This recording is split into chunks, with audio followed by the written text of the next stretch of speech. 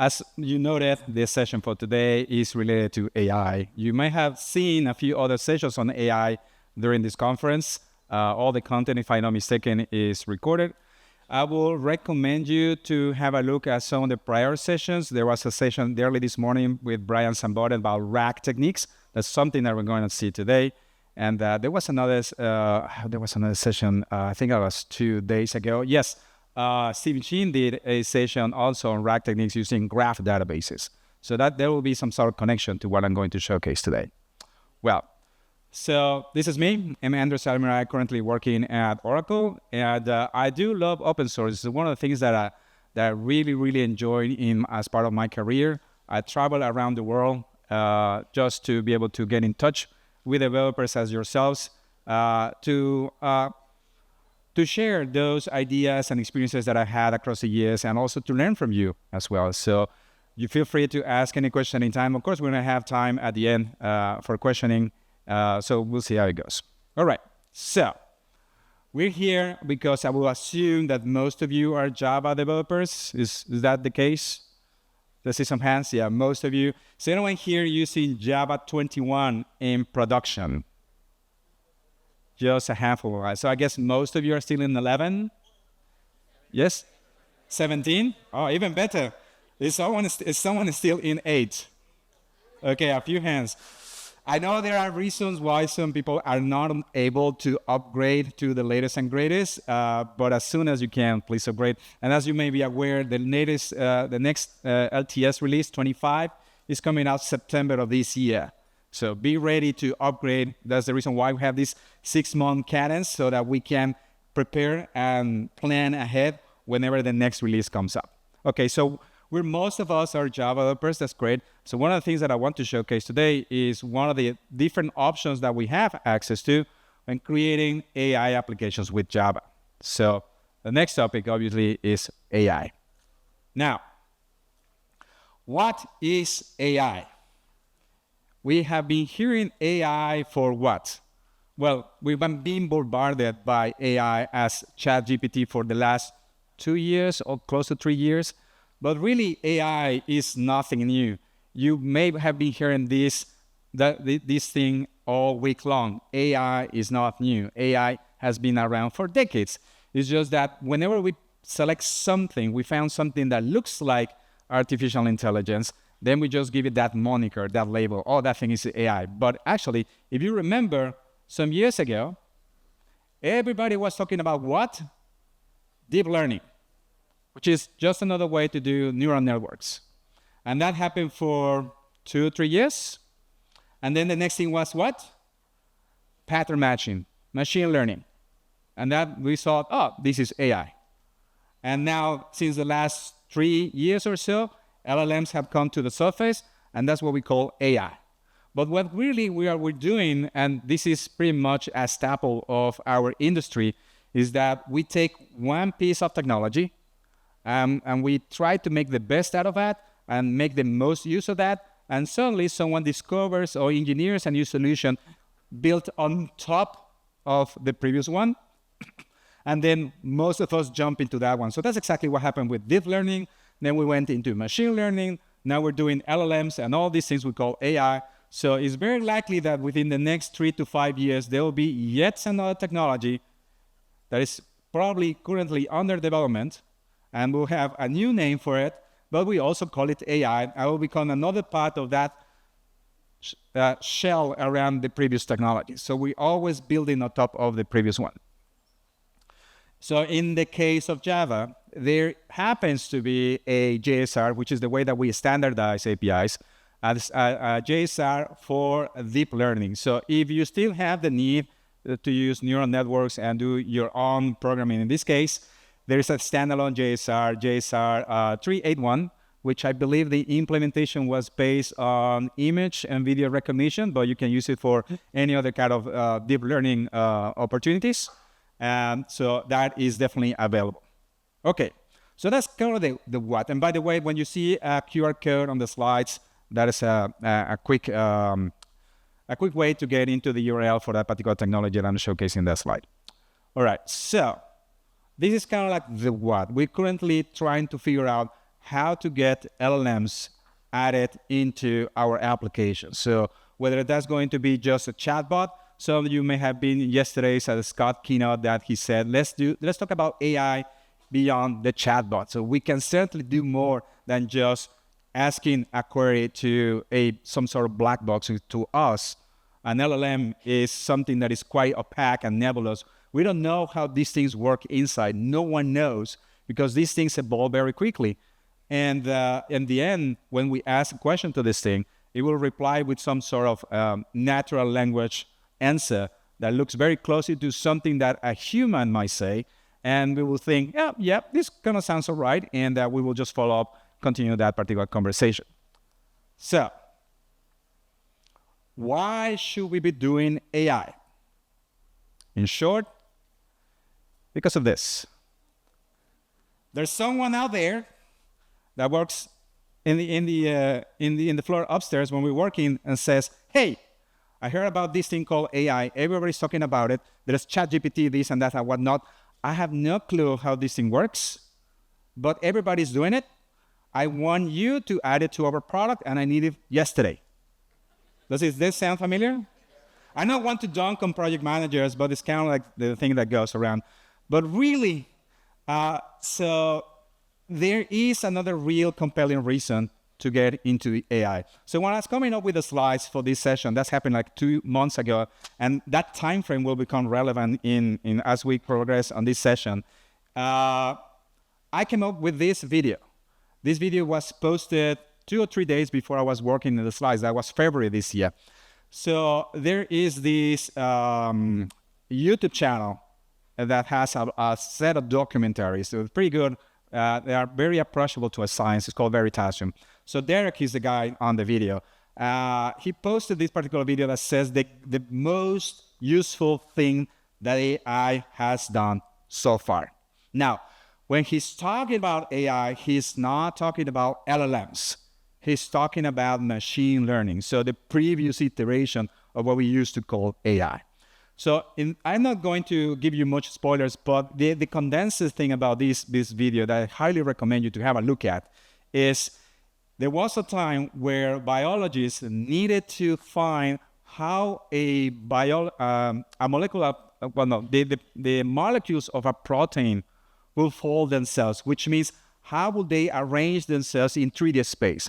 Because you may have proteins with the same basic amino acids and the same basic components, but based on the structure, how these things are put together, because we have things like magnetism and other things, that will give different, what's the word that I'm looking for? The way that these proteins will behave, the properties that will be provided by, will be based on how these things align, how they fold in 3D space. Now, the first iterations that we found out how to do this were done by hand. So you have to figure out that eventually were some scientists using a microscope trying to see how these little things were actually positioned in 3D space. This was time consuming. And they did it for one, and then for the next one, and next one, and it took a long time. Eventually they thought, hey, what if we could create some sort of programming option to predict how a particular protein will fold itself? So someone decided to create a contest, and the first entries of this particular contest, the programs, had a confidence level between 10 to 20%. That's quite low. And they kept going with the concept for years and years and years until a group of people decided to create a program called AlphaFold that bumped that confidence level very high. But it was still not up to the threshold when you will say, looks like what is provided by just computers. These predictions are matching very closely to what is available in reality. So a few years ago, this threshold was crossed. AlphaFold was able to go above 90% of confidence. And since then, we used to have a few hundred molecules or a few thousand molecules mapped. Since AlphaFold was able to cross that threshold, we got above 2 billion proteins mapped. They pretty much are able to map every single protein that exists. and they're able to create artificial proteins and still figure out how the things will work out. So the advancements in biology alone, in just figuring out how proteins are folded, are undeniable.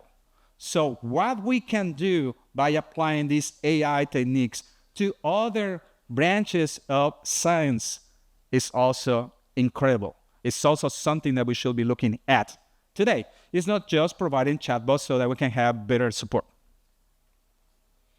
So, when should we be doing this? To be honest, the moment that you exit this room. Because the best time to start something was just yesterday. And the next best time is right now. So it's a great thing that you are here in this room and you have been hearing about AI all week long, so that when you go back to work next week, you have more ideas, you have more content, you have more information to have better decisions on when and how to get started with all these different things. So who is been working on this in the case of the Java space? Well, I can say there are two main actors. One of them is Spring. Who uses Spring technology? So Spring MVC framework, Spring Boot. So like 70% of you, which is what matches most of the times when we ask this question. The Spring technologies are pretty much the king of the hill in terms of the market. So there's a wide array of Spring-based technology. So obviously, there should be no surprise that they also provide a set of APIs called Spring AI that gives you access to many things. So you can create chatbots, you can talk to LLMs, you can generate new content based on audio, on images, and not just text. And Spring AI has good documentation about it. They're currently, if I'm not mistaken, I won't be exact, I should have checked this before going on stage, but I think that the latest version is 100 milestone 7. I know for a fact that milestone 6 came out in February 14, and that will also become relevant in a moment, because that is about the time when I was coming up with the slides for this presentation. So if you are into Spring technologies, using Spring AI is pretty straightforward. If you are not using Spring technologies, Ivar Greenstar had another great session at the beginning of the conference showcasing how you can use different AI providers with Jakarta. So you can consume, you can also use it with Quarkus and Helidon, Macronaut. You can even use a Spring AI with these frameworks, even if your framework of choice does not happen to be a Spring Boot. There are ways for you to consume one of another. So that's good. But there is another player out there, and the name is LangChain4j. The project started in Python. The name, those of you that know Python, they know that exists a project called LangChain. So there was a set of Java developers that saw that and said, hey, we can do that in Java as well. So they started like a little bit of a fork in terms of ideas. Obviously, you cannot fork Python code and then use it in Java. There's this project called Jython that allows you to run Python on the JVM, but it has nothing to do with this. So they started to, they created the same facilities, the same components that were providing LangChain in Python, but in this case in Java. And then it took a life of its own. So it's its own thing. It just has the same name. You can use this project standalone. You can use it with Spring technologies as well. You can use it with Quarkus. There is some sort of relationship with the Quarkus project and LangChain4j. So if you were to look out information out there, it's very likely that you're going to find examples that say how to use LangChain4j and Quarkus. But again, if you are not a Quarkus developer, don't worry. You can still use LangChain4j with a Spring or Jakarta implementations or something else. So don't worry. One thing doesn't mean that you have to use the other, always like tied together at the hip. So the other thing that I like about LangChain4j is that they have a repository with a whole set of examples for every single component that they provide in their API. So if you're looking for how to do embeddings or how to interact with a model that produces audio or generates images or just the basic test cases, then this is the place, right? Another thing that I like about this particular repository is that they will explain a concept in just 1 or 2 or 3 files, and everything is contained in that particular example. There are pointers to the Java doc, and there are pointers to documentation, and even to issues where a particular technique or a particular feature was discussed, so you have more context. And again, everything is self-contained, most likely in a single source file. That makes it easier to approach the subject and get into the concepts. And once you understand how these components work out, then you will be able to put them into the right places. So if you were to use a Spring Boot, then you most likely will configure these components as beans. So you'll put them in configuration files, and things will just move into different locations. So that's why LangChain4j examples are great, because everything starts at one single location. It's easy to see the whole picture. All right. So we have covered the what, the why, and the who, but now we will do the how. And we'll concentrate a little bit into, maybe trying generating chatbots, but when interacting with LLMs, there's one thing that we must take into account, that most of the times, the models that you'll be talking to will be models that have been trained by a third party. So we're talking about Anthropic, OpenAI, all those things. So why are we not using, or we won't be using our own LLMs? The first one is that it's computationally expensive to train a new model. Unless you have a huge data center and you're willing to pay for the energy and electricity to train a model and the time to do this, then for most of us, training models is prohibitive. The second thing is that in order to be more effective, these models have to be trained with a large data set. So from where is that data coming? There have been some questions whether these large LLMs should have free reign of grabbing all the data that exists out there. Should we be able to just slurp everything that is coming from Wikipedia, or just scourge the net and find all different blog posts because people are just putting things on the public? And is that okay? What about copyrights, right? So I'm not going to go into that particular discussion, but that's another interesting thing that you have to take into account. Where is the data coming from? How big it is? How relevant? All these things. So most likely we're going to consume an LLM that has been trained with data that we don't control, with information that is completely out of our control. Yet, when we're building applications for our organizations and our customers, we somehow need to provide additional data and additional context that belongs to us, that belongs to our customers. These privacy concerns, this private data that no one outside should be aware of, but just our applications. So, how are we going to let the LLM know about this new data? How can we ensure that we are not leaking out private data into those LLMs so that some other third party or even our competitors will have access to it? Well, one of the ways that we can do this is using RAG. That stands for Retrieval Augmented Generation. It's a technique for us to interact with one of these third-party LLMs, but at the same time supplying information that is under control. But we have to encode this information in such a way that the LLM is able to understand it. In order to do this, we go to a process of encoding. And in the end, we generate something called embeddings, which is nothing more than the data that has been encoded in a set of numbers, an array of numbers that we call vectors. Now, in order to do this, we have to break down the data into sections. We call these chunks. And chunking is, the techniques that we use for chunking could be as simple as, let's grab the first 500 characters of a particular piece of text, and then we keep going. Now, does that make sense? We're just thinking about size. Maybe it's the number, the maximum amount of tokens that we want to process for each particular section.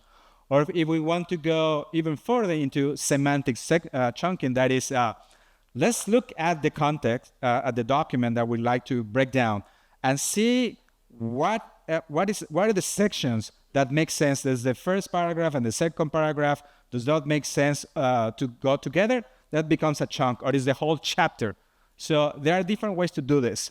And it's not just, we're just trying to chunk documents in simple text. It could be PDF, it could be HTML, it could be Markdown, it could be something that uses a different syntax other than just text. So we have to take care of those boundaries within the documents themselves. It's not just simply saying, hey, give me the first 300 characters and then let's figure it out. So this particular piece of our process is the one that is going to take the most time. When we do the chunking, when we do the embeddings, and most importantly, when we store those embeddings. Because we don't want to be doing the chunking and embedding all the time, every time that someone is going to ask you a question. Because indexing, chunking, embedding, it's a time-consuming operation. For this reason, there is now support in where there are brand new data sources, and in existing data sources or databases, there's now support for storing these embeddings. These are called vector databases. There is a wide range of this. There are databases that are exclusively only to vectors, and there are other databases that support other formats besides vectors. Okay. We're okay with that one so far? Okay. So now, let's move into, so I want to showcase a particular database that supports vectors. And then we got into the demo. Because, yeah, I'm not just going to say, oh, let's talk about theory. I'm actually going to showcase how we can make this work. So obviously, I want to talk a little bit about the Oracle database for a few reasons. One, as a developer, there is one particular feature that I really like, not just because I'm an Oracle employee, is this. It's called the Oracle Convergent Database. Other vendors call this the multi-model approach, which is basically a way for you to store different data formats within the same database engine. So you can have relational and JSON documents and graph and spatial whatnot, and you can see in the middle that is also a vector support. Now, I believe that, as I said, there are other vendors that do the same thing, but I believe that Oracle is the one that provides the most formats within the same database engine, and it also gives you the means to query across the formats using a single query language. In this case, it will be SQL. So you can have a relational table with relational columns and do a projection of JSON properties within the same query. And alongside, you may even have a column with vector data, if that makes sense for your particular use case. There are other things that the database provides. You can use pretty much any language to query the database. So there's Java, Go, Python, JavaScript, it doesn't matter. There are other free tools that you have access to. There are command line tools. There is a low-code solution called Apex. So I will definitely recommend you to have a look at all these things. Most of the things that you've seen in this particular slide are freely available to developers. You only need to have a database. Now, from where are we going to get that database? Any one of you have had the experience of installing Oracle before? A few hands. Was it a quick and nice experience? Don't answer that. I think it wasn't pretty good, right? So what if I tell you what the latest editions or the latest versions in the past few years of the Oracle database and there's releases, you can have that ease of use as you would do with MySQL and Postgres. How easy is to install Postgres? Brew install Postgres, right? How easy is to install MySQL? Use a package manager or download a zip file, uncompressed, boom, there you go. Just run and install a script, and then you get a daemon running. That's it. How easy it is for you now to install Oracle? It's almost like that. For example, this particular version of the database, the Oracle Database Free, is available to all developers for free. You can run it on development, obviously. You can run it on test environments, for sure.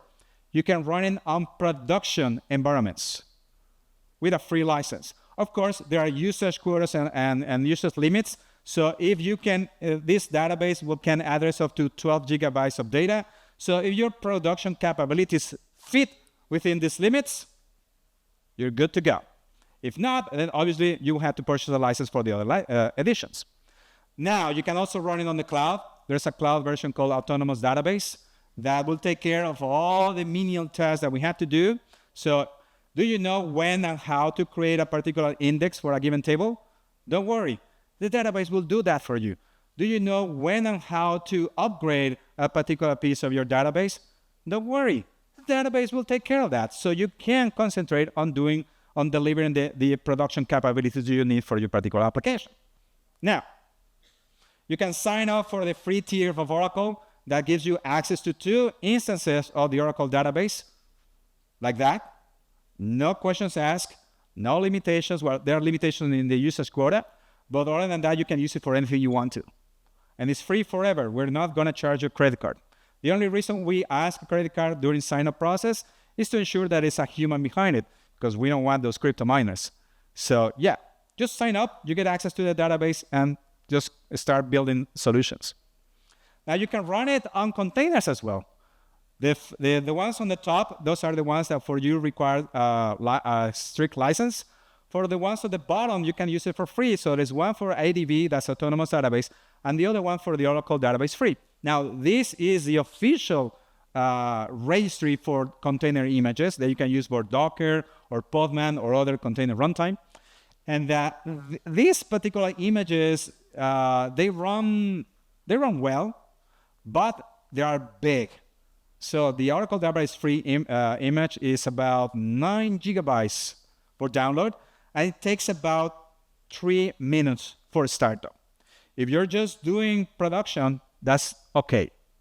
But if you want to test and you want to use containers, does it make sense to wait for 3 minutes every single time that you want to run a test case? Not really. So for that reason, there is another set of images out there. This one I posted on GitHub, and you will find the images available from Docker Hub. These images, they're about in size like 900 megabytes. So it's less than 1 gigabyte. That's 10x reduction in size. And they start in 10 seconds instead of 180 seconds. For comparison, Postgres starts in 1 second on containers. So there's still room for improvement, but I mean, come on, 180 to 10?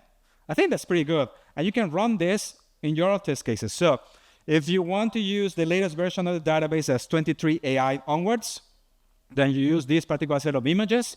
There's a QR code for that. And if you happen to need the previous versions of the database, that is from 11 to 21, there is another name, there's another set of images that are also smaller, that also start faster. These images are used and consumed by Spring Boot, Hibernate, Quarkus, and all other open source projects, those projects that integrate with all kinds of vendors. Of course, Oracle is one of those. And they use these images for testing. And because you said that you consume most of these frameworks, if it's good for the frameworks to use these images, it also should be good for you, so you should be safe. That being said, you may notice that the name of the repository, the owner of the repository, doesn't say Oracle. It is not coming from an official organization from Oracle, right?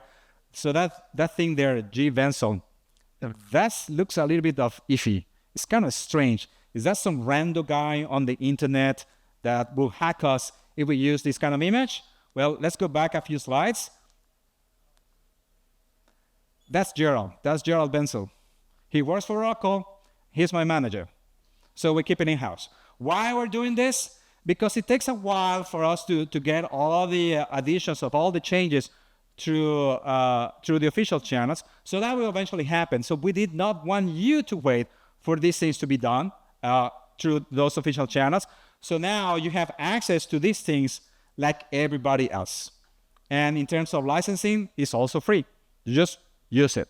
And in case that you were wondering what's going on behind it, these repositories have all the scripts of how these images are created. So you can have a really deep look in how they are assembled in case that you have any doubts.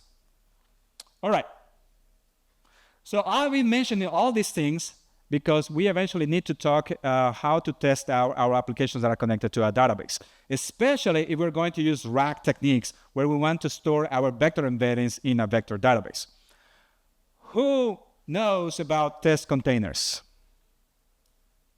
It's about between 20 and 30%. Okay, There is a time during our development careers when we come across a technology that when you look at it, you think, how on earth I was able to do my job without it?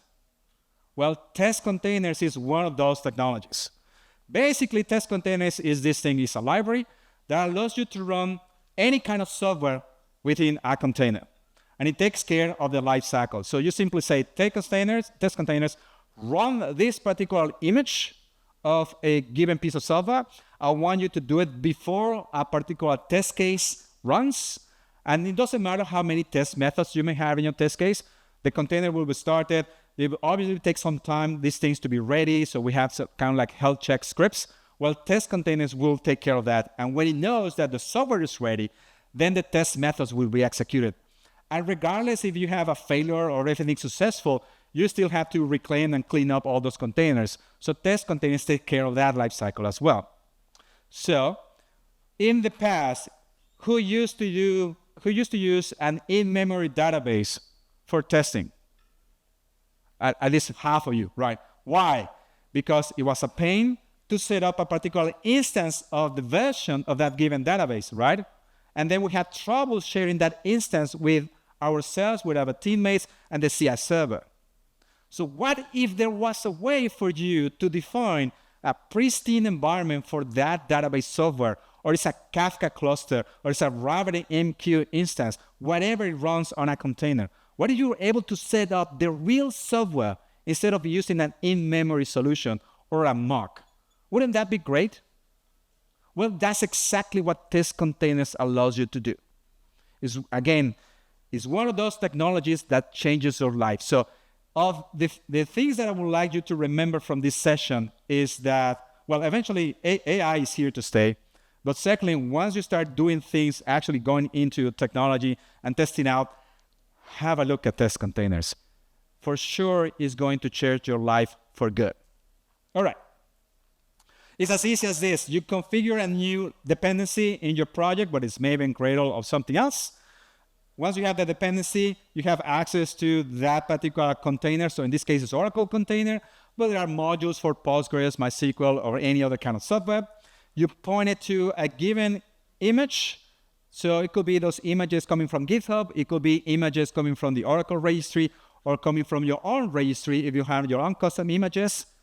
And then start the container. And boom, you have an Oracle database running. Just as easy, just as that. Okay, so now let's turn into the demo. And in this case, I want to, so the abstract said I'm going to showcase a Spring AI and LangChain4j. In this case, I'm only going to showcase LangChain4j for the following reason. I've been using Spring technologies for quite some time. So I think that I know my way around it. But in case of a Spring AI, these APIs are quite recent. So I could certainly go into my IDE and use a code assistant and ask, and with the code assistant, try to generate a Spring AI powered example. The problem with this is that that LLM is very likely not trained with the latest developments with Spring AI. So whatever this code assistant will suggest me will look very closely to something that is true and is real and it works. But if it hallucinates, I won't be able to tell the difference, because again, I will see that, yeah, that kind of looks like Springy technologies. So I just copy and paste and take it, and then suddenly I may get something that works, or I may get something that is very fluffy.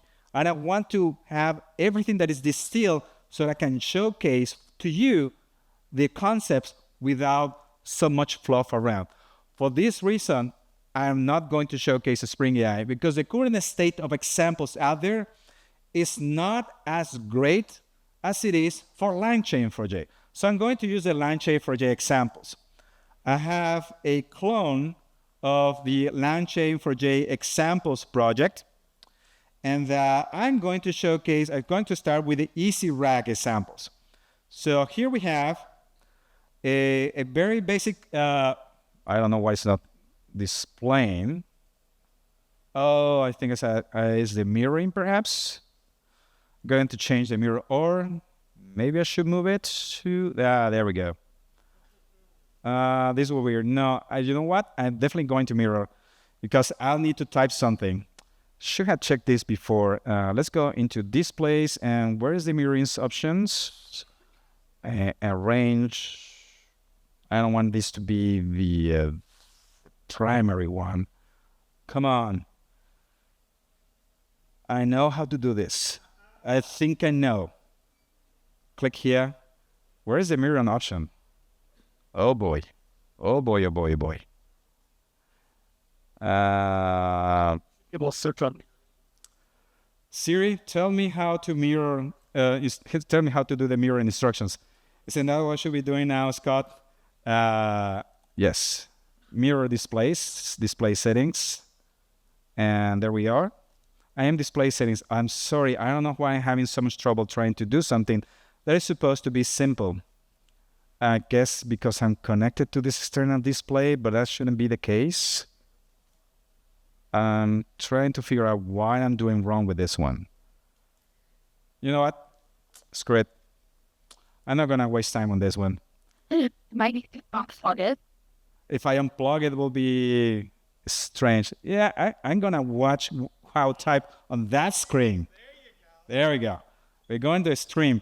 So we can see here that I want to use a ChatGPT-4 mini model. So I'm going to consume a real model out there. So hopefully the network will hold. And that this particular piece of code, it's a very simple RAG that if you look here, I have two text documents. One is the fictional biography of John Doe. Another is the terms of service of a rental car company called Miles of a Smile. Now, in this place here, we're trying to create a simple chatbot assistant that will retrieve information for these documents. Now, the first thing I'm going to do is comment out this line so that it doesn't have access to my local data. So I'm going to ask the pre-trained LLM, who is John Doe? And that is going to give me some sort of answer. So let's click here and let's run. Oh, like this? Scan it, having that. Oh, it's a dot. There. Thank you. See, this is what I like presenting on stage and doing live coding because we have a really big pair programming session. Do any of you do mob programming? We're doing it right now. Right now, with more than 200 people. Okay, so here we have the prompt. You saw that it started very fast.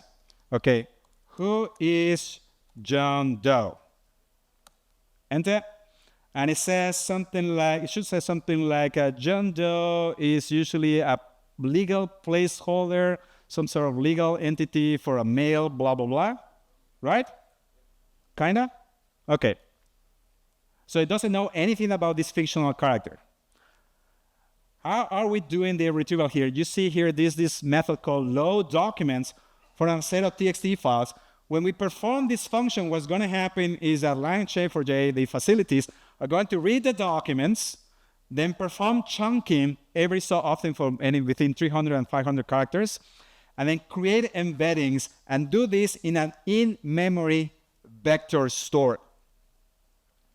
So I can go now here, and I run this. What? No. I didn't comment it right. There we go. What happened with my mob programming? The dot and a dot? Yes. Okay, yeah, new challenges. We can get through. Here we go. Now you can see it's taking a bit longer because it's reading those text files and see it read 2 documents and created 5 text segments. Those are the chunks that will be converted into vector embeddings and will be used in an in-memory vector data storage. Okay, so now I can ask a question. Who is John Doe? And sends the information to LLM, does a network call, and eventually comes back with something that should be saying like, oh, we got more information now. And it says that John Doe is a fictional character. It used to be in Fictionville, USA, blah, blah, blah, blah, blah, blah, blah. So I was able to read our private data. Good. Okay. can we go further than this? Let's say, what is the cancellation policy of miles of smiles? Sometimes, even though this information is available in the TXT file, the LLM will say, I have no clue what you just asked.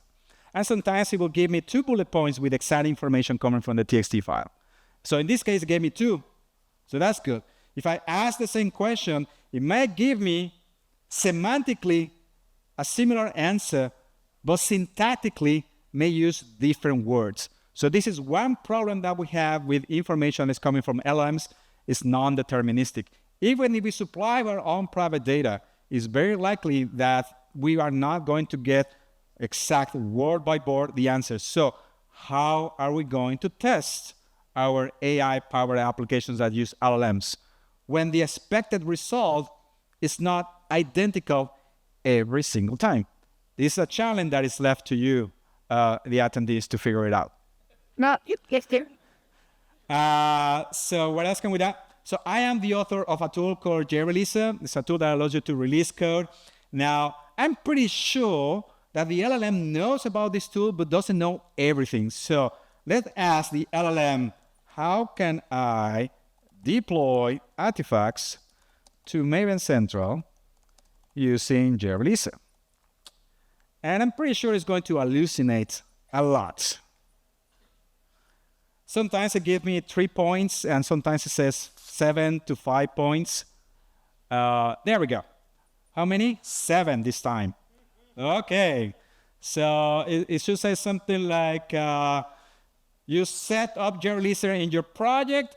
You use either build.gradle or POM XML. You're using Gradle Maven. Yeah, of course, you can also use a command line tool. Then you configure it somewhere. That particular snippet of code, it's not relevant. It actually is never found in the documentation, so hallucination. And then says something about signing the code. Yeah, that is true, but it's giving me the information in Groovy code, so that's Gradle, not Maven. So what if I want to do Maven? And then you run Gradle build. Yes, but I want to, well, it's telling me you should build your project. Yeah, build or clean package. That's okay. And what else? Invokes the release command. But you remember I said I want to deploy. So release is actually a different thing. So if you have no clue what the tool does, it kind of checks out maybe. But if you know what the tool does, this doesn't make sense. How can we ensure that we get a better result? Well, we use RAG techniques and we supply the data, right? So now I'm going to move into this second file. And, hold on a second. So we're still loading the TXT files for John Doe and miles over smiles. But locally to my machine, I also have the full documentation for that particular tool. Now, the trick is that the documentation is found in ASCII doc format. Does anyone know here what ASCII doc is? A few hands. Anyone knows what Markdown is? More hands. Well, ASCII doc is a much better format than Markdown. It provides more context, more syntax, and so that's how we use it for the documentation. So the thing is that just like Markdown, you will see some sections, some pieces of some characters that are important just to delimit if something is bold or italic or becomes a source a snippet. If you're using a text parser, there's no information whatsoever about this syntax. So I'm going to use a regular text parser on ASCII doc context. And this is the problem that you will face eventually. So if someone provides you documents in RTF format, which contain syntax highlighting and styling information and not just the content, okay. If you use a text parser, you will encode styling information alongside real data, real content. So we need to distinguish these things. Sometimes this styling information is completely useless, or depending on what you want to do, you want to grab some of that or all of it. So you need a custom parser. So take that in mind. The way that I'm going to parse this may likely be giving me some of the information that I really need, but I will be missing some context because maybe the chunking goes in between a snippet of code or grabs a sentence that is inside a block code and it just cuts in between. This could happen. So when I run this demo now, I will expect it to take a bit longer because there is about 365 documents. And the last time I ran it, it created about 2,600 embeddings or not.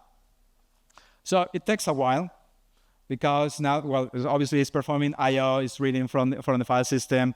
It reads all those documents, 397 documents, and then performs the chunking for all of them. And that is about 2,583. So I said 2,600, so close. There we go. Do we have the user prompt? Almost there.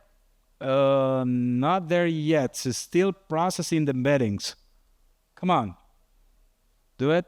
Because I believe the way that the query loop that we have in this application, if I type enter and it doesn't understand the question, it's going to crash.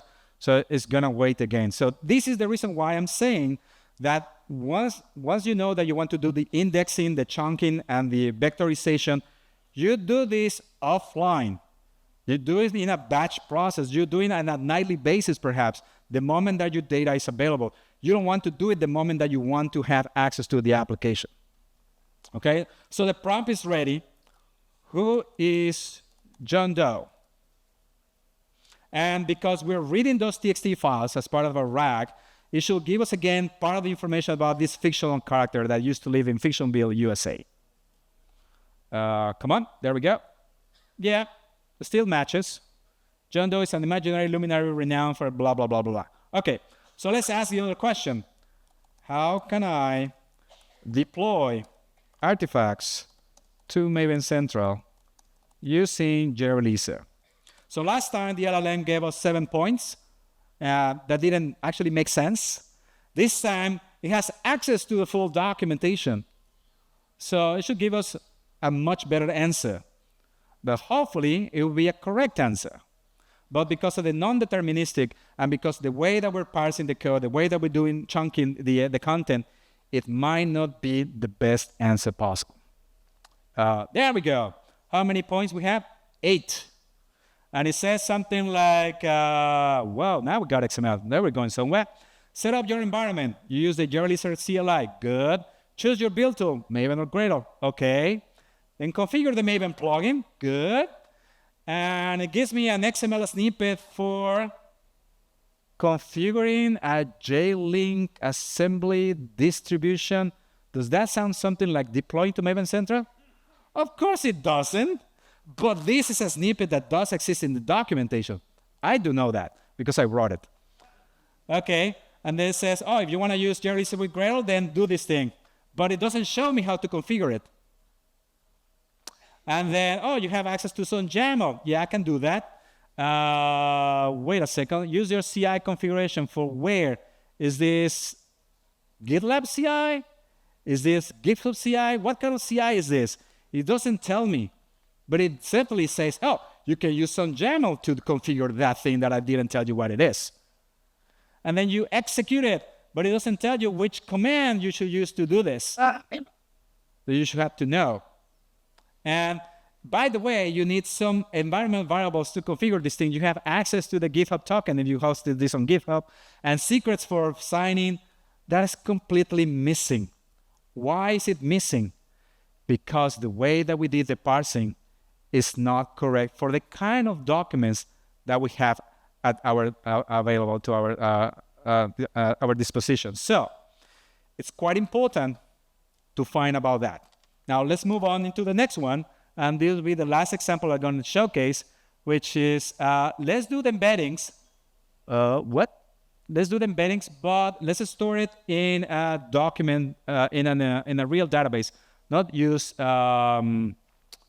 an in-memory embedding store. So let's close this and let's make this smaller so we can see the code. So this is basically the same example.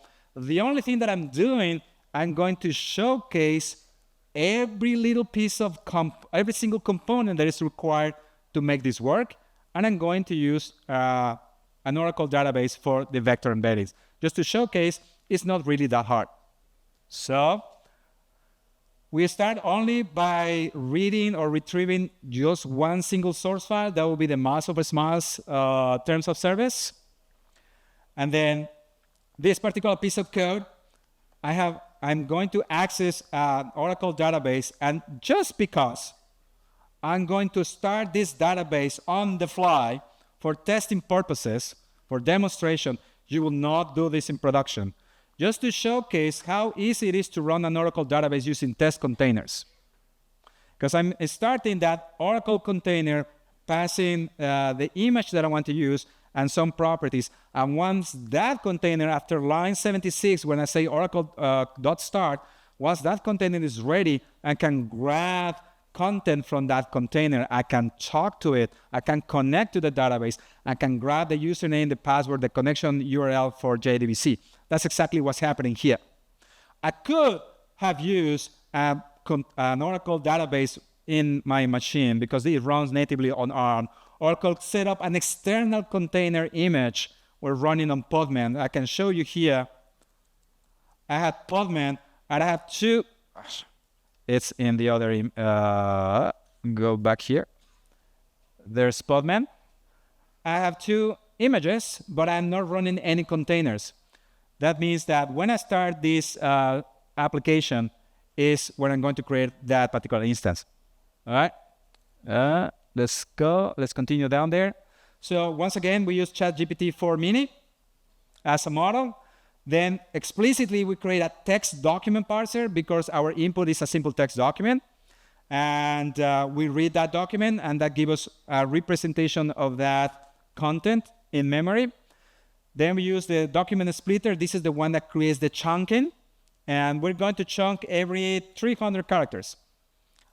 Now, here is the moment that we, as developers, I will recommend to pair program with a data scientist, because that person has the knowledge to tell you, maybe those parameters are not good enough for the kind of data that we're going to deal with, and also, what kind of embedding model should we be using? This example shows one in particular, but that's the best one that we should be using for this particular piece of data. Well, again, that person, the data scientist, will know. So then we create the embeddings. This will be the vectors. So far, so good. We're still working in memory. And then we create the embedding store. It happens to be connected to that Oracle data source. So here is connected to that database there. And this will automatically, when you connect for the first time, we generate a table that has a vector data type and store that. Of course, if you want to have control on which table or tables will contain the different vectors, you can do so, but I'm here following just the defaults. Then we connect that with a content retriever. This is the one component that will be able to get the information from the query that you're sending and go into the vector database and find those vectors that are closely aligned or closely matched to our query, retrieve that information, get that into the context, and then supply it to the LLM. Then we get chat memory, so that our chatbot remembers the last 10 questions that we asked it. And then we connect everything with the AI assistant, where we can see that we connect to the ChatGPT-4 mini model. We connected with a content retriever, so that access to our embeddings, and we have our chat memory. So we scroll back again to the top and run this example like this. And it should be able to tell us something about mass smile. So you saw that now we got a lot of information happening here. This is test containers starting that Oracle database. When we see something like somewhere down there, there should be something that says database ready. Here, our Oracle database is ready. Again, you could do this with Postgres and pgvector or MySQL or other vector databases. Obviously, I want to showcase Oracle in this case. Don't pay attention to that exception. Everything is cool. Now we can ask, what is the cancellation policy of miles of smiles? And that is not the place where I want to do that, right? I want to do it here. What is the because you can see the screen, I cannot see, I'm typing blind. What is the what is the cans L? It doesn't say anything there. Access code, so it died. Let's do another try. Here we go. This is a simple loop. It doesn't handle well when it doesn't know what to do. So obviously your application will be more robust than this. What is the might die again? Yay! Third time is the charm, right? So this is how you can tell this is a live demo. This is real, and this is not even it's not scripted. Okay, notice how fast that database starts. What is the cancellation policy of miles of smiles? This time for sure. And it will say something like miles of smiles temporarily or permanently discontinue services. But you might remember the last time that we asked this question, it gave us 2 bullet points. So even though we supplied the actual data, the real data that this thing is should be able to grab information from was not able to give us the correct answer. This might still happen. Why? Maybe because the way that we did the chunking was correct, was not proper. Maybe the embedding model that we chose is not compatible with the vectorization that was used for training GPT-4 Mini. That could be, and again, this is where a data scientist will say, you know what? Let's try a different model. But I will tell you which one, not just, let's pick one from the available classes that you have in the jar file and let's see what sticks. No, that person will tell you, let's go with this one and use these particular parameters because they know. Okay, so that ends the demo. We can go back to the slides. And there we go. Perfect. So a few days after I crafted this, the same day that I did the slides, this blog post came out explaining why vector databases are here to stay, regardless of the vendor. And again, that guy is my manager. There is another thing happening out there. I don't know if it has been also showcased here at GETS this year. It's called MCP, Model Context Protocol. It's another way that you can supply additional information to LLMs, but not just for them to have additional context, but also you can provide them with additional behavior. If you want an LLM to generate audio and video, and you are not using a model that has been trained for such purposes, you can still make this happen. So when I took a screenshot of this website, NCP.io, this was in February 12th. They only had an SDK for what is Python, TypeScript, and Kotlin. 2 days later, February 14th, remember I said something happened that day? Spring AI 100 milestone 6 was released. And just 2 hours later, it was announced that Spring AI will become the reference Java SDK implementation for NCP. So if you browse to that particular website now, you will see one new entry that says Java SDK, which looks pretty much like a Spring AI. This also happened early this year. And when was it? 29th of January. There's another project called NCP Servers. It's an implementation of the NCP protocol using Quarkus and JBank, other technologies. You don't have to know Quarkus or JBank. You just have to connect your NCP client to that particular server. And since then, there have been an explosion of information about NCP. One of the things that personally I'm not quite happy yet with these things is that if you connect your Copilot, your LLM to an NCP server, a third-party NCP server, you may be giving additional privileges to that NCP server to do something either locally or with your own data. If you do not know the person behind the server, or you don't have access to what that server is actually doing, then for me, that would be a red flag. Despite this, there is a wide range of servers coming out there. So take them with a little bit of grain of salt. There is a lot of information that is happening right now. There's also a lot of hype. So we have to weed the actual content from the shaft. So what's next?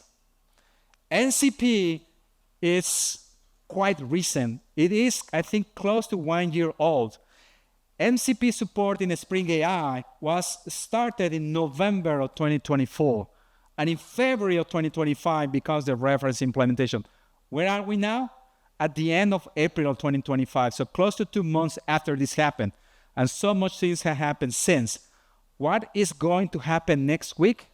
I have no idea, but there are a lot of things that are happening now. So now is the time to jump into AI, to have a look at those different implementations and libraries, and don't sleep on the keyboard, because there will be new developments happening every single week. We are at this stage in our evolution where this is not true intelligence. This is just mimicry of human reasoning. There will be a time we will have true AI. I have no idea when this will happen, but I'm confident this will happen. But we are right now at a crossroads.